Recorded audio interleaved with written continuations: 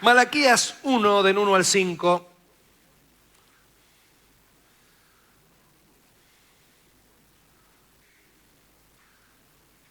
Esto dice la palabra de Dios. Profecía de la palabra de Jehová contra Israel por medio de Malaquías. Yo os he amado, dice Jehová, y dijisteis, ¿en qué nos amaste? ¿No era Esaú hermano de Jacob, dice Jehová? Y amé a Jacob, y a Esaú aborrecí, y convertí sus montes en desolación, y abandoné su heredad para los chacales del desierto. Cuando Edom dijere, nos hemos empobrecido, pero volveremos a edificarlo arruinado, así ha dicho Jehová de los ejércitos. Ellos edificarán y yo destruiré, y les llamarán territorio de impiedad y pueblo contra el cual Jehová está indignado para siempre. Y vuestros ojos lo verán, y diréis, sea Jehová engrandecido más allá de los límites de Israel. Amén. Este profeta, el último del Antiguo Testamento, cuando utiliza la palabra profecía contra Israel, la palabra hebrea se traduce también como carga. Era algo que era un tremendo peso para el profeta, algo que tenía que soltar. Él venía con una carga y la palabra Malaquías significa mensajero de Dios, mensajero de Jehová.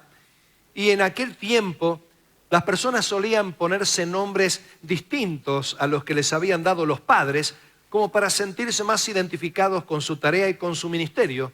Y Malaquías sabía que Dios lo había llamado para hablar, para predicar de parte de él. Así que probablemente escogió este nombre y él sentía una carga de la que tenía que soltarse, la carga de dar palabra de Dios.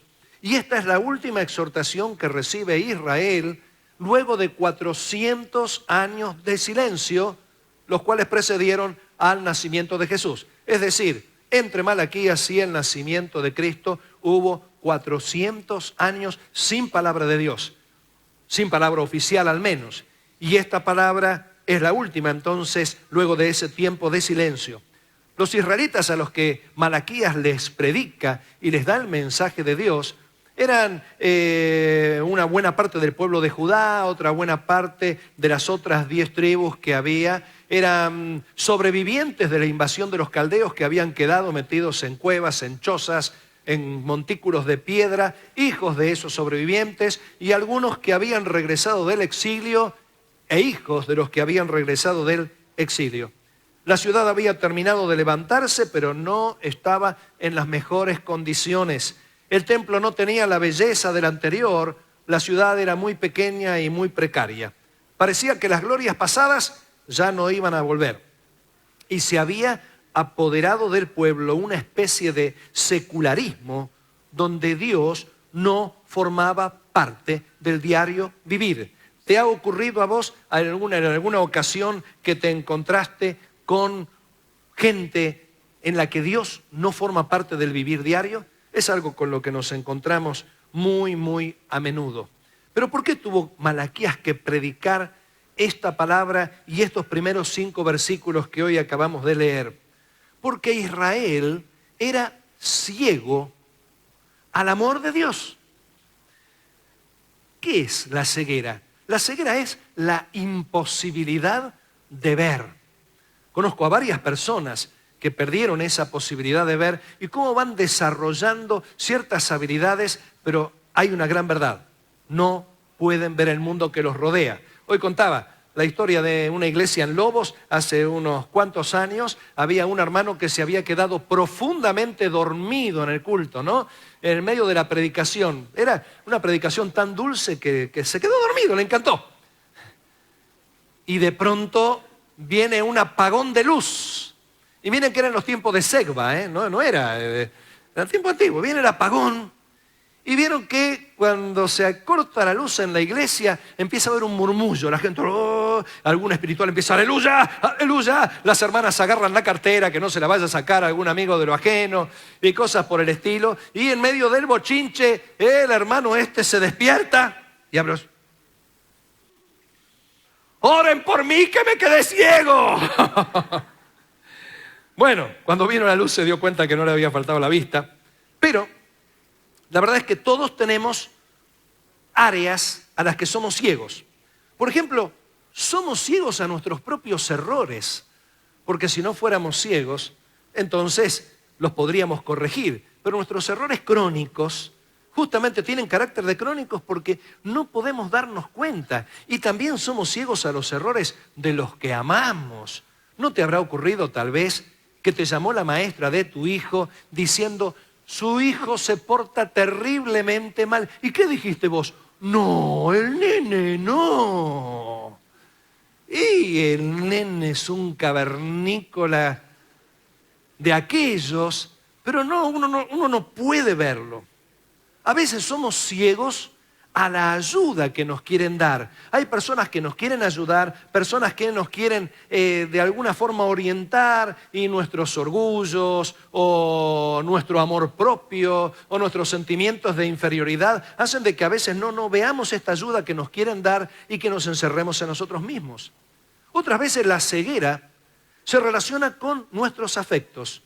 Somos incapaces de ver cómo o cuánto nos aman. Muy en especial los niños cuando los padres los reprenden. Me acuerdo como si fuera hoy, y lo contaba en el primer culto, que en una ocasión me tocó reprenderlo a Fer, retarlo, y él muy enojado me dijo, sos malo, malo, ¿eh? O sea, sos malo, malo, ¿eh? Claro, con el tiempo creo que cambió de opinión él, ¿no? Pero a veces somos ciegos a ese amor cuando ese amor viene con la ropa de una llamada de atención. Ahora, el Señor les dice a los israelitas que nunca dejó de amarlos. Si querés leer nuevamente el versículo número 2, dice, yo os he amado, dice Jehová. Ahora, esta forma en la que Dios les dice esto, quiere decir que nunca dejó de amarlos, que los amó siempre y que los seguiría amando. Y el pueblo, en lugar de aceptar y decir, qué bien Dios me ama, dice, ¿en qué nos amó Dios?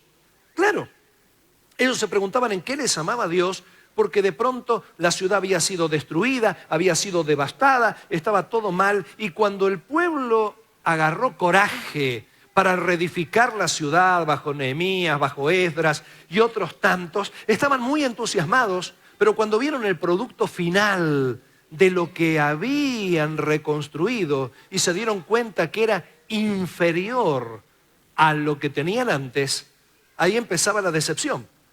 Tal vez te habrá ocurrido en alguna ocasión que sufriste una pérdida y estabas con toda la confianza que Dios te iba a dar algo mayor a lo que perdiste, y cuando lo que recuperás es inferior a lo que habías perdido, te viene como una sensación de vacío, una desazón en la que decís, pero ¿en qué quedamos esto? El pueblo se encontraba en una situación muy, muy complicada, estaban en casas que estaban arruinadas, entonces estaban preguntando, pero ¿en qué Dios me ama? En el presente, tantas personas se preguntan, pero ¿dónde está el amor de Dios? ¿Dónde está Dios en todo esto? ¿Cómo puedes decirme que Dios me ama? ¿Cómo me vienen con que Dios es amor? ¿Dónde hay amor? En el ambiente que me rodea, ¿dónde está el amor de Dios? Esta es la ceguera, cuando uno puede llegar a ver ese amor que Dios tiene. Y el pueblo de Israel se encontraba frente a esa ceguera, donde lo único que veían era frustraciones. Ahora, la ceguera al amor de Dios se trata corrigiendo la memoria injusta. Y vos tal vez te preguntes, ¿qué es esto de la memoria injusta? No lo vas a encontrar en ningún lado porque lo inventé yo. Memoria injusta es cuando nos acordamos solo un aspecto de las cosas y no nos acordamos del otro aspecto. Estas preguntas, ¿dónde está Dios? ¿Cómo me ama Dios en medio de esto? Provienen de una creencia y de dos tipos de experiencia. En primer lugar, la persona tal vez se le metió en la cabeza que Dios no le ama o que no hay un Dios, pero las experiencias en las que se enfocan aquellas personas que tienen una memoria injusta son aquellas en que las cosas desagradables les ocurren y la otra experiencia es cuando las cosas agradables no le ocurren. ¿Cuántos han vivido por experiencias desagradables? A ver, Claro que sí, cada vez que pierde Banfield, es una experiencia desagradable esa, ¿no? Y cuando pierde con Lanús, ni decirlo, no, ya eso es casi infernal, es eso. Bueno, ahora, experiencias agradables. ¿Cuántos han vivido experiencias agradables? También, pero hay algunas experiencias agradables que no hemos tenido y que las tuvo el de al lado. ¿Te pasó eso? Y vos decís, pero, ¿y yo, Señor? ¿Qué pasa? Entonces, cuando uno se enfoca en las experiencias desagradables que tuvo y las experiencias agradables que no tuvo, más esa predisposición hace de que uno empiece a enceguecerse al amor de Dios. Es decir, concentramos nuestra mirada prejuiciosa en esos dos aspectos y dejamos de ver toda la realidad. El pueblo que había quedado casi diezmado, que estaba casi en ruinas, se estaba concentrando solo en lo desagradable y se había olvidado de aquellos tiempos de gloria por los que había pasado. ¿Saben qué nombre lleva esto de memoria injusta? Lo que se suele llamar memoria selectiva, donde nos enfocamos solo en algunos aspectos del pasado. Según nuestro estado de ánimo, nos vamos a enfocar en esos aspectos. Cuando le preguntaron a Jacob, ¿cuántos años tienes? Jacob estaba en medio de un momento de mucha angustia y él dice, muchos y muy malos, pudo decir él. Y a vos te habrá pasado de que cuando estás atravesando periodos difíciles de tu vida, decís, no, porque yo no he tenido una niñez feliz. Y cuando estás pasando por aquellos momentos espectaculares, decís, no, tuve una niñez hermosa. ¿En qué quedamos? Bueno, porque nuestro estado de ánimo hace que veamos con más facilidad determinados aspectos. Ahora, acá, el Señor les está planteando a los israelitas que tenían esa memoria injusta, les está planteando, ¿no eran Jacob y Esaú hermanos? Es decir, Jacob y Esaú tenían los mismos padres. Hoy hice la pregunta y la verdad me decepcioné. ¿Quiénes fueron los padres de Jacob y Esaú? No me digan que no saben. ¿Caín y Abel? No. ¿Quiénes fueron los padres? Isaac. No me lo casen con Sara, Isaac. No. Isaac y Rebeca. Eran hermanos mellizos. Tenían los mismos padres. Tuvieron las mismas experiencias en la niñez. Los dos vivieron en el mismo territorio donde les llovía al mismo tiempo y les salía el sol al mismo tiempo. Era de esperar que estos dos muchachos que tuvieron la misma vida y las mismas experiencias, que los dos fueran aptos para los planes de Dios. ¿Pero qué nos dice la Biblia? Pero amé a Jacob y a Esaú aborrecí. Ahora, no es que Dios odiaba a Esaú, porque alguno podría pensar de que a eso, amé a Jacob y a Esaú, aborrecí, quiere decir que Dios sentía odio hacia Esaú. No. Es como cuando Jesús se refiere, el que no aborrece padre, madre, hermanos, no es digno de mí. Es decir, el amor hacia Jacob era tan grande, así como el amor a Cristo tiene que ser tan grande, que el amor que tenemos, por grande que sea, hacia nuestros seres queridos, parece aborrecimiento. Es decir, es un contraste entre ambos. En realidad, cuando está diciendo que amé a Jacob, pero aborrecí a Esaú, esos dos muchachos que pertenecían a la misma familia, ¿qué estaba diciendo? Escogí a Jacob y a Esaú lo dejé aparte, lo dejé de lado. Eligió a Jacob para cumplir con un plan y abandonó a Esaú a su propia suerte, como al resto de los humanos y a su descendencia. Los dejó caminando solo, mientras que interceptó el camino de Jacob y lo escogió.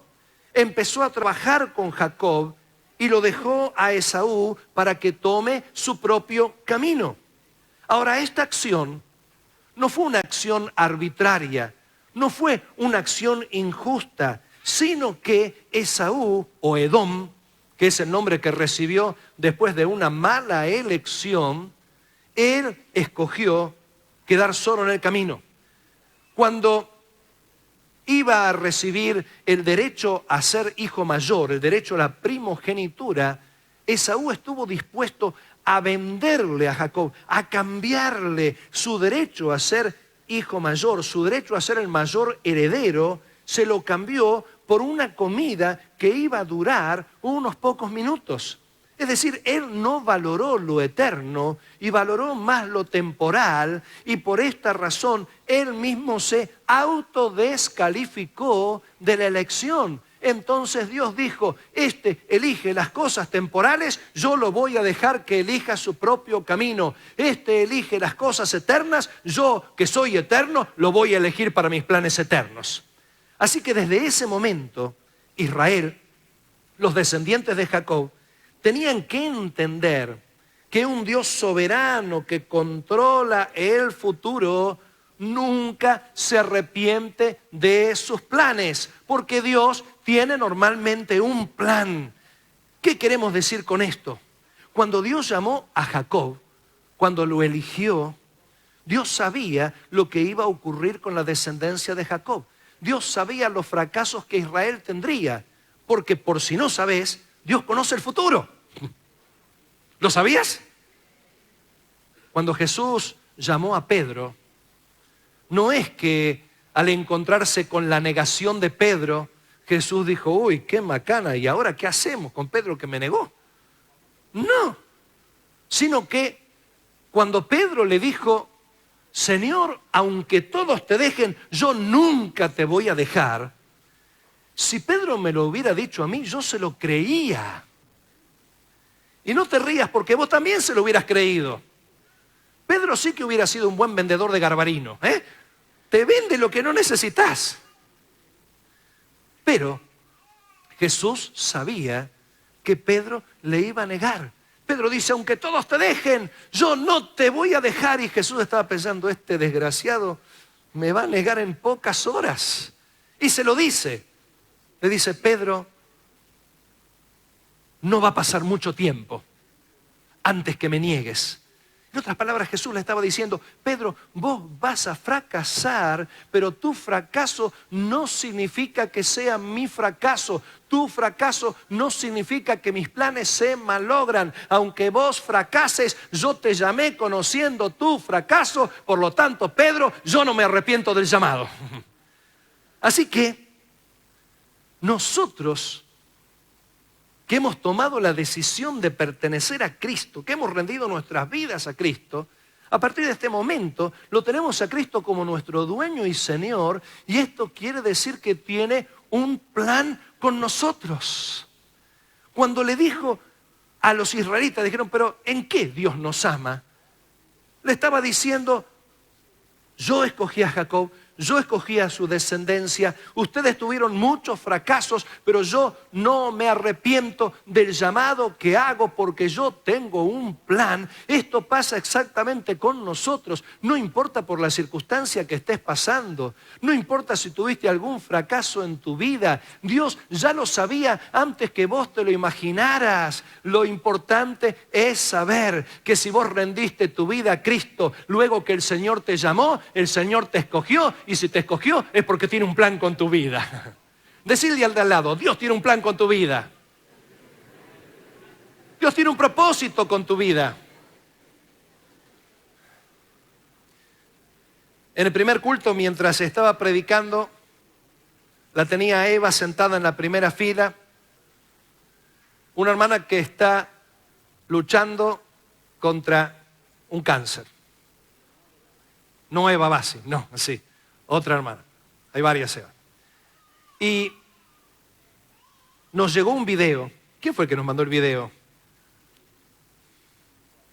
Bueno, nos llegó un video donde la filmaron a ella, sentada en ese sillón con ese suero colgando en las venas, rodeada de personas, algunos casi entregados, otros deprimidos, otros con muchas angustias propias. Ella estaba con su pañuelo envolviendo su cabeza dañada o dañado su cabello por la quimio. Sin embargo, ella estaba cantando una maravillosa canción de las que solemos cantar en la iglesia. Y cuando la veíamos con Silvia nos emocionamos porque dijimos, Dios tiene muchos planes y Dios tiene muchas cosas para hacer con nosotros, pero en el caso de esta querida hermana Eva, ella era una misionera a ese grupo. Ninguno de nosotros sería aceptado en ese lugar. A ninguno de nosotros nos permitiría llegar a ese lugar, porque hay ciertas condiciones éticas, religiosas y aún sanitarias que harían que no podamos llegar. Pero Dios la comisionó a ella porque tenía un propósito, porque tenía un plan, y Dios va a cumplir ese propósito a través de ella. Pero Dios va a cumplir su plan y su propósito a través tuyo. No tengas una memoria injusta diciendo, pero Dios no me ama. ¿Cómo puede ser que Dios me ame con todas las cosas que me están pasando? Dios te llamó y la Biblia dice que los que aman a Dios todas las cosas les ayudan a bien. La Biblia dice que aquel que comenzó la buena obra la perfeccionará hasta el día de Jesucristo. Así que si sos del Señor y Dios te llamó, nunca te olvides de esto y no tengas una memoria injusta. Pero también la ceguera al amor de Dios se elimina levantando la mirada. Hay un dicho que dice, no hay peor ciego que el que no. A veces no es que no vemos, sino que estamos mirando lo inadecuado, una mirada hacia el piso. La ceguera del amor de Dios se puede tratar cuando corregimos nuestra mirada injusta hacia el presente. Y quiero explicarte un poquito de esto. Los idumeos o edomitas, descendientes de Edom o Esaú, cuando vino la invasión de los caldeos a los judíos, ellos se aliaron con los caldeos y eligieron volverse contra Israel. Finalmente los caldeos arrasaron con todo Judá, pero también los destruyeron a los idumeos. Y aquí hay una forma muy interesante que suelen utilizar los hebreos. Y tal vez no me lo entiendas de primera, pero me lo vas a entender después de 2 o 3 explicaciones. En el estilo bíblico, muchas acciones pasivas de Dios se tratan como si fueran activas. Y algunos se me quedan mirando. No te preocupes, vas a ir al cielo igual si vos no lo entendés. Las acciones pasivas de Dios en la Biblia suelen relatarse como si fueran activas. Te cuento. Por ejemplo, en el pasaje que hemos leído, Dios dice, convertí sus montes en desolación. Otra porción, bien activo. Abandoné su heredad para las bestias salvajes. Otra, ellos edificarán y yo destruiré. Lo habla como si fuese una acción activa de Dios, cuando en realidad Dios no lo hace. La Biblia suele decir que Dios hace lo que en realidad no hace. Te la estoy embarrando peor, ¿no? No te preocupes. Imagínate que estás en la calle y un amigo de lo ajeno te apunta con un revólver y me dice, dame el celular, el celular, el celular, el celular. Te grita el celular. Y vos ves que a 3 metros hay un policía. Y ves que el policía no hace nada. Está mirando. Y el otro, ¿qué vas a decir vos? Prohibido decir palabras feas. ¿Qué vas a decir? Que el policía, esto lo dicen los jueces, ¿no? Tenía connivencia con el delincuente. Pero te lo digo en criollo. Que el policía era cómplice del delincuente. Ahora esto no quiere decir que haya todos, ¿no? Hay buenos policías, malos policías, hay buenos pastores, hay malos pastores, de todo. Así que no te la agarres con ningún policía. Pero la acción pasiva del policía de permitir que te roben se interpreta como algo activo, como si él también te estuviera robando. Y esta es la forma en la que la Biblia habla. ¿Por qué? Porque Dios es un Dios soberano, y ese Dios soberano que permite hacer ciertas cosas se interpreta como si Él mismo las hiciera. Por eso nos encontramos con algunos pasajes que muestran que Dios hace cuando en realidad no hizo. Por ejemplo, en el caso de Edom, cuando dice convertí, Él dice, los abandonó a su propia suerte. Es como cuando la Biblia dice que Dios endureció el corazón de Faraón. Por mucho tiempo yo tenía problemas con esto. Decía, ¿cómo? Por un lado Dios estaba diciendo a Moisés, dale Moisés, anda, anda. Y de pronto dice, yo voy a endurecer el corazón de Faraón. Parecía que Dios estaba jugando a dos puntas. Pero en realidad lo que está diciendo es que Él abandonó a Faraón tras su propio deseo. Él lo dejó a Faraón salirse con la suya. Él le permitió que se endureciera el corazón. Hay otro pasaje en Romanos que dice, por cuanto no tuvieron a Dios en cuenta como creador, Dios los entregó a pasiones vergonzosas. ¿Qué quiere decir? ¿Que Dios los empujó a hacer lo inmoral? No, está diciendo que Dios los dejó abandonados tras sus propios deseos. Dios no se interpuso, Dios no se lo impidió. Dios dejó que sigan los caminos que quieren y sufran las consecuencias naturales. Esto es lo que Dios le dijo a Israel acerca de los descendientes de Esaú, acerca de los idumeos o edomitas. Y vos me vas a preguntar, ¿qué tiene que ver esto con esa ceguera que consiste en mirar para abajo y no mirar el presente con justicia? Te lo explico con cierta experiencia que yo he tenido. Mi rama era la química en mi trabajo y trabajaba en un laboratorio de química para la industria textil. Así que mi tarea era comprobar la calidad de los colorantes. Así que, ¿a cuántos se les destiñó algunas veces la camisa? A ver, ¿a cuántos se les destiñó alguna remera o algo así? Yo soy el culpable. Controlábamos eso. Entonces, como yo tenía que controlar la calidad de ese producto químico, teníamos un pedazo de tela, cortábamos la tela, un pedazo de tela teñida lo sometíamos a un tratamiento para que el color durara más y otro pedazo de tela lo dejábamos como estaba. Entonces, sometíamos ambos pedazos a las mismas condiciones. Lo poníamos en una máquina que se llamaba fadeómetro, que esa máquina en 24 horas reproducía el efecto de la luz solar en un año. Es como si uno hubiera tenido tendida la ropa en un año.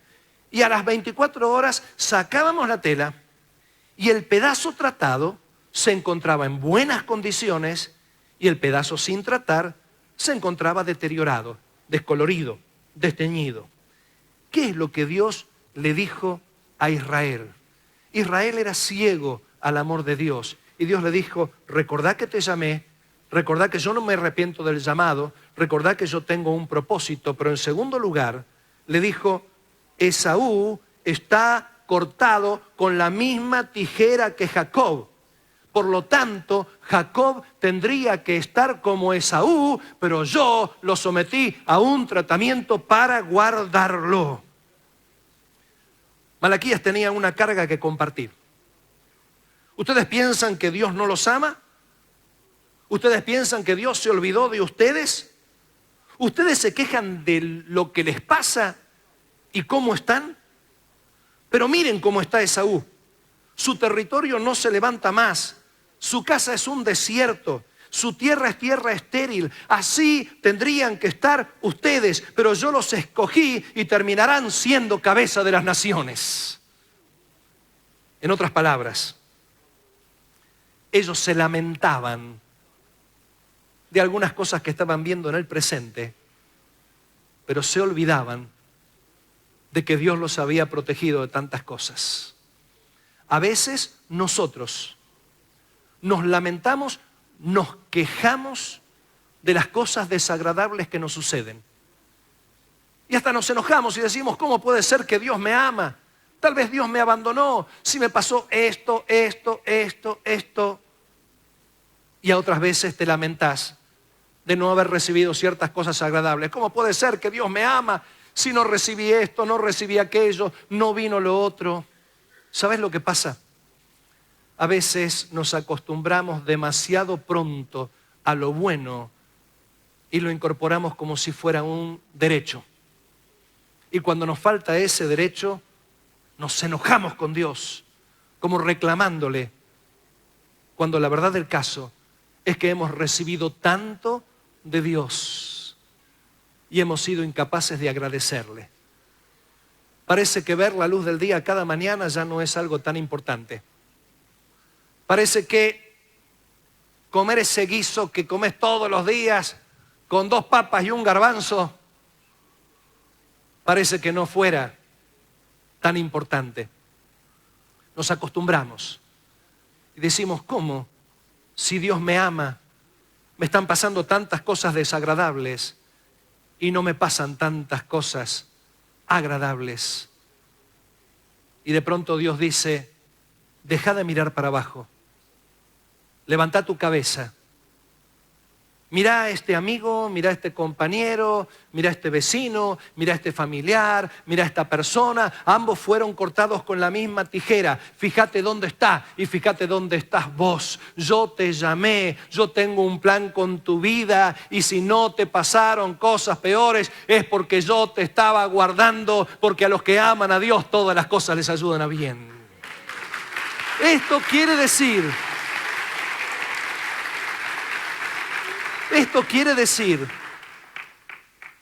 que antes de protestar y preguntarnos si realmente Dios nos ama, tendríamos que preguntarnos, me han pasado muchas cosas desagradables,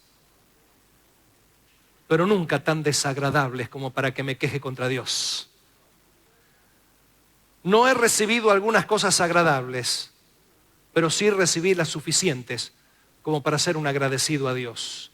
Te invito a que cierres tus ojos, inclines tu rostro por unos instantes y quiero hacer una invitación.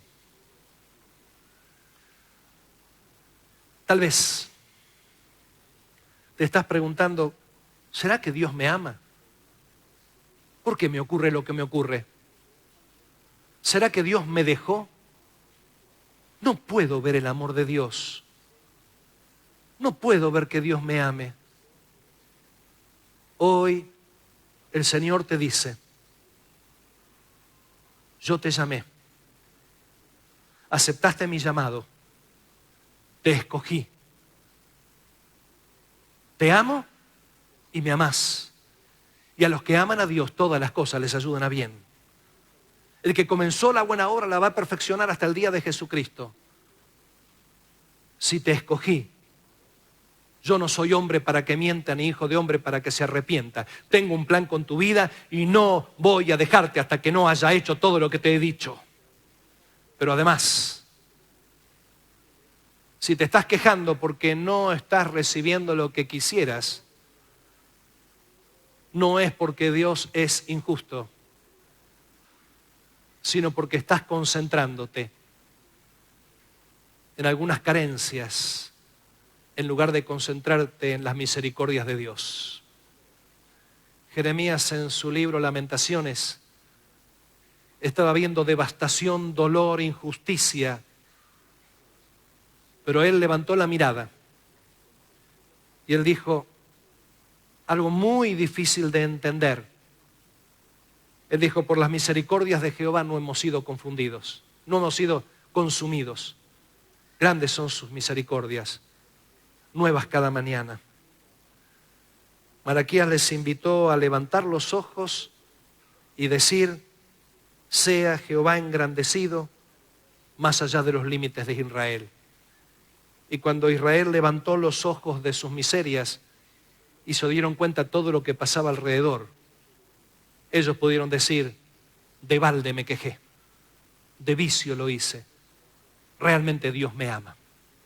Yo no sé cómo está tu situación, yo no sé cómo viniste, yo no sé si estás con alguna queja o con alguna sensación de desamparo, de dolor, de privación, pero en esta mañana el Señor te dice que te ama. En esta mañana el Señor dice que te escogió, En esta mañana el Señor dice que no te va a dejar. En esta mañana el Señor te dice que tiene un plan con tu vida y ese plan queda intacto, porque aunque nosotros seamos infieles, Él permanece fiel y Dios va a cumplir ese plan con nosotros o a pesar nuestro. No, tus fallas no van a alterar ese plan, pero además en esta mañana Dios te dice que si Él hubiera retirado su mano de vos y te hubiera dejado solo y desamparado, hoy no estarías aquí. Si estás aquí, es porque Dios te ama. Aquellos que hoy quieren decirle al Señor, Señor, voy a cambiar mi lamento por gratitud. Voy a dejar de tener una memoria injusta. Voy a dejar de tener una visión injusta y voy a empezar a ver tu amor. Porque cuando me concentro en tu amor es cuando aprendo a ser feliz. Si alguno en esta mañana quiere decirle al Señor, Señor, a partir de hoy me voy a concentrar en tu amor, lo invito a que se ponga de pie para que oremos juntos al Señor.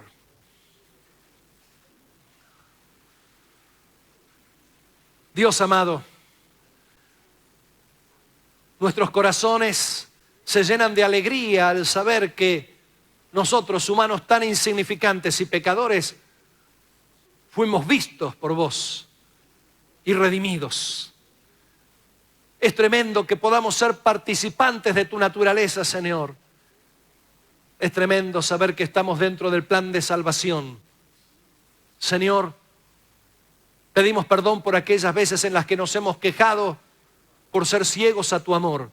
A partir de hoy queremos levantar nuestra mirada, queremos tener una mirada justa y entender que nos amás, porque tu palabra dice que el que no escatimó a su propio Hijo, ¿cómo no nos dará con Él todas las cosas? Hoy queremos decirte, Señor, que nos gozamos en tu amor y que por fe lo vamos a vivir. En el nombre de Jesús, amén. Que Dios te bendiga y tengas un hermoso domingo.